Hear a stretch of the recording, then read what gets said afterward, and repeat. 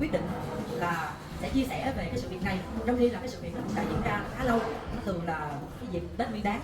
Thì lúc Tết Nguyên Đán thì Tường cũng đã có một cái buổi công bố, cũng có một buổi họp báo như thế này. Lúc đó Tường chia sẻ về cái việc là mình đưa cái chương trình Mai Mối.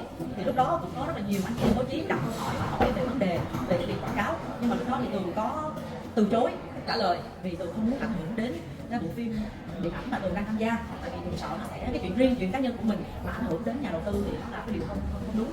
Và lúc đó thì Tường cũng có một lời hứa là Tường sẽ có một buổi chia sẻ. Thì ngày hôm nay Tường thực hiện cái lời hứa đó, và cái lý do từ lúc đó đến bây giờ nó cũng đã là hơn 8 tháng trời. Thì tại sao mà nó lại lâu như vậy?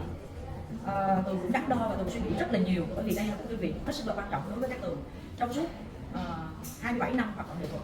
Thì đây là lần đầu tiên Tường bị hướng vào một cái scandal mà nó không tốt, nó ảnh hưởng rất là nhiều đến tinh thần, đến gia đình, đến sự nghiệp của các Tường trong suốt thời gian vừa qua.